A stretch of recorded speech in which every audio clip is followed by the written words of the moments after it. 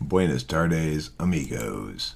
Inspired by that awful video, I decided to make a video about the following use of the following terms as I understand it: enlightenment, actualization, and optimization. So I tend to use the word optimization when talking about something like that. That you can be either optimizing towards greater optimization or de-optimizing, in which case you're doing the opposite. So here's what I wrote down on this piece of paper, virtual paper. Number one, actualization suggests two questionable presuppositions. There is some ideal self that exists as the best of a set of potentialities prior to being attained. So you're actualizing means you're completing something or becoming actual version of yourself and prior in some sort of, whatever.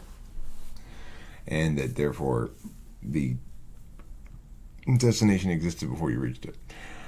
And number two, that prior to actualization itself is not actualized, which suggests there is something inauthentic or not actual in being prior to attainment of the state, in being inauthentic in being prior to the attainment of the state of actualization. Okay, so it seems to connote to me anyway those two particular elements worth noting, which is that this form that you attain is existent prior to you attaining it, and that prior to you attaining it you're somehow not real or less actual. Number two, enlightenment. Like actualization is a status one attains, so it's got the same kind of commensurate problems. Number one, generally linked to meditation, so there are protocols to attaining the state. Number two, suggests an ultimate state of being that's equivalent for all who reach it and attainable by anybody through persistent spiritual work. That's like egalitarian, I suppose, but the idea that enlightenment is something that, now I'm here with you guys, we all understand, because we got that same vibe, we got that same enlightenment going on. I don't know, I don't buy it. Regardless if you buy it or not, I'd say optimization is preferable because it compares against previous incarnations of the self, whereas both actualization and enlightenment compare against others. There are those who are actualized and those who are not.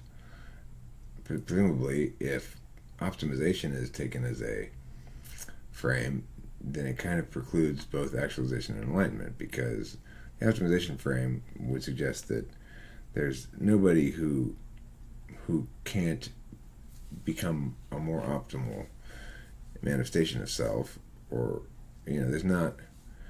I guess there would be a state called optimality if it were going to be like that. But instead, optimization suggests it's an ongoing process. This, comparing against past selves rather than against other people, one, reduces ego conflict, so you don't have to worry about do I get to get that black belt in spirituality or not? And number two, it allows for a jagged line. I mean, I know I'm varying degrees of optimality in varying moments. Sometimes I'm a lot more enlightened than other times, right? I think it's true for everybody. There are sometimes when I'm in a very gracious and generous mood and concerned and listening, and there are other times when I'm being an asswipe, and that's just called life. Conclusion. Oh, well, the other thing on optimization, so point 3, shifts frame towards development instead of outcomes. Development, again, being process focused. I'm naturally going to prioritize that based on my cognitive function configuration. But I think it's easier, because in generally it's a lot easier to get better than you used to be than it is to get better than other people, because better than other people is a tough one to objectively determine, and it'll tend to make you sour and bitter and stuff. You compare yourself to other people a lot. I mean, it won't do you any good, because you can find infinite number of people who are worse than you probably, but you can find plenty of people out there who are better too. So just don't even bother comparing against others like that. It's not worth it. Okay, of the three terms, optimization is preferable as it's both satisfactorily inclusive of individuated manners of change, connoting positively, and highlights the process build angle. This is a sloppy sentence in general. This is all kinds of problems with it. This should be connotes. I like to connote things with my connotations. Okay, there.